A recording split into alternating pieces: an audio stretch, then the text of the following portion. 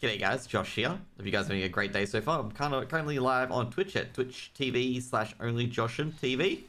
I hope you guys are having a great day so far. And basically at the moment we're doing the first dungeon, Aira's Oculus, of the Abyssal dungeons you get available to on hard mode. So hard mode, the things just hit hard, and there's one new mechanic, which is the shrapnel bomb. And basically this is Sarah the first boss. So Sarah the first boss is a very, very unique mechanic. As you can hear Liru desperately trying to explain, as I'm way, way, way louder than Liru, is that every time that Mr. Sierra gets stunned, every time he gets staggered, he gets additional stack on his face, which means he deals more and more damage. Now in hard mode, as soon as he gets up to 2 stacks, he'll no longer have a stagger bar, and basically he can't get grabbed. So that's pretty much it. He has multiple different abilities, such as the good old 4 corners hit, and then he slams the ground. If you want to get rid of your stagger, like your stagger buff, just sit in here with these little purple patches, because they reduce your stagger potential every time you're in it. So if you got 5 stacks of it, you can't really stagger him.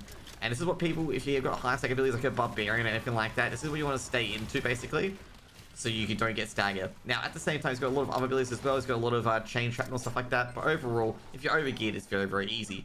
So the main two things he's got is he whirls around his thing like this and hits 1, 2, 3, and 4. Basically, after every second one, he'll try to grab you. You want to have one person get into that grab, and that one person needs, then basically you get up a stagger check, which you need to be freed, and then you reset the buff that he has in the boss. However, if you stagger him 2 or more times on hard mode, I think it's 4 or more times on normal mode, you can no longer stagger him, and which means that anytime you are grabbed, you instantly wipe the raid. He'll just grab you and slam you into the ground. If you fail a stagger check, he does the same thing. He just drills you into the ground.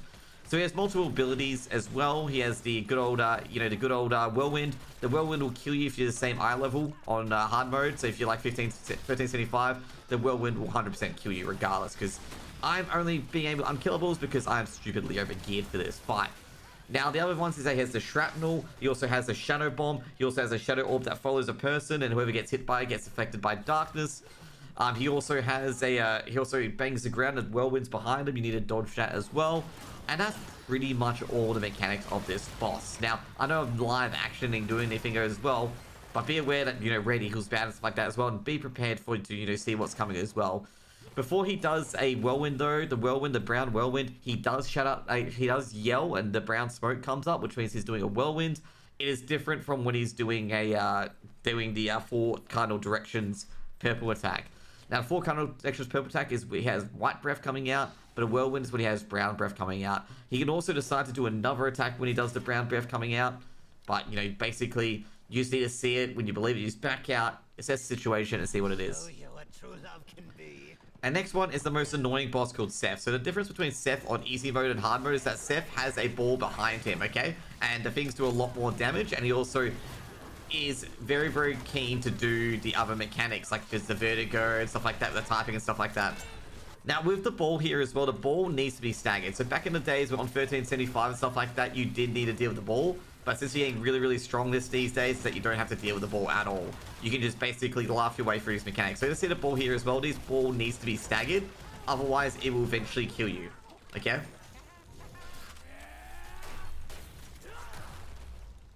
So just be aware of that. Now, all these punches and stuff like that will one-hit you. And also the missiles will one-hit you as well, if you get caught by all 3 of them, okay? So what you need to do is to stagger the bomb over and over again, and that's pretty much it. Now, Seth will go into clown phase at 14, and then go back out of clown phase at 6 bars.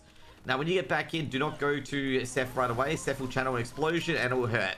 Now, whenever Seth walks slowly, he'll get on his clown ball, and basically means you don't get hit. Eventually, he will fall off. Anyone can get hit by his clown ball. Be aware of that as well. Anyone can get hit, which means the person being fixated is going to be very, very careful with the clown balls while not directed to his own teammates. And that's pretty much the fight on this end though. But how he's got other mechanics as well. He also has these mechanics where he spawns multiple balls across the room. You need to split yourselves in north, east, west, and south directions as well, basically. And the other end though is that you need to kill all these balls. If these balls are not killed, essentially what happens is that you get dealt a lot of damage. If there's more than 5 balls up, it's basically a raid wipe. Now, another mechanic is a typing mechanic where you have to type in letters to get unstunned and get out. And basically what you need to do is you need to type letters to just get out right away. Take your time, really. Don't try to frantically do it, because if you stuff up one letter, you got to type it all again. And the other one is as well, is that there's a mechanic where 3 players will be imprisoned and 1 player will be out. That player's got to free all of them. Just be careful. Like, sometimes the players can take it. And if the players can take it, just back off away from them. Don't get close to them. The reason why you don't want to give them 2 rockets on them at all, otherwise it's going to hurt. Also, during these phases as well, there'll be the circle rockets, where basically there'll be separate circles. Like around here, there'll be a circle, safe spot, circle, safe spot, circle, safe spot. Just make sure you don't overlap those during the ball phase as well. So this is where the balls are spawning you to kill them. And that's pretty much it, you know, with that fight as well. You know, just watch out for them. Now, with the love phase as well, when the 3 people are freed, you have to free the person that was doing the free in the first place. They become frozen. Now, the people doing the freeing as well, be very, very aware. Unless you're going to break them out instantly, don't be next to them. Just in case you spawn a rocket next to them. Because it's better to be hit by 1 rocket and only lose 40k HP than to be hit by 2 and most likely be dead. Anyways, guys, that's pretty much the boss fights in Aira's Oculus. It's most likely these days as well that the boss fights are going to be very, very easy for you if you're over 1400 or so, because the bosses do no damage and you do lots of damage to the boss, okay? Now, overall, probably the most annoying boss in here can be Sierra, because the DPS could be low and you could be getting grabbed by the stagger. Just be aware, like, when the stagger bar is locked, is to no longer be in melee range of him until he does the grab, basically. Then count to 15 and then back out, because he'll start doing the grab again. Now, with the clown, as I call him, with Seth, just be aware of all the different mechanics with the rings and stuff like that, with the hoops that he throws in front of him, that they go in a circle around him, so you want to actually tuck in close to melee or tuck further out depending on your class to make sure you don't get hit by them. They do probably the most damage.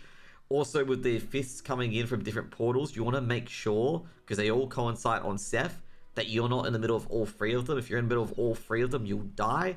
The other one as well is the ball kicking. When he kicks the ball, just make sure you keep moving during that, even if it's not targeting you, because it will basically bounce, and the first bounce, it bounces to the right. So basically, if you're behind the balls in the first place, you're going to get hit not once, but twice, and he kicks 3 balls, and it's most likely that you are going to die. Now, with the counterattack as well, he does the fists with the counterattack like that. Don't bother countering it, just get behind him, and that's it. With the ball, when he walks slowly, if he ever does a space walk, where you see him just space walking along and stuff like that, basically means he's getting on his ball, and just cart him around until he falls over, and that's pretty much it. If you are a person being chased, just cart him around until he falls over. If you're a person not being chased, do not get in front, do not get between the person who's kiting and Seth, because if you hit the ball, you cause damage to everyone around you, basically, and also you fall over as well, which is not really ideal at all. But anyways, that's pretty much Seth and Sierra, the first dungeon for Aira's Oculus, and I hope you guys had a wonderful day.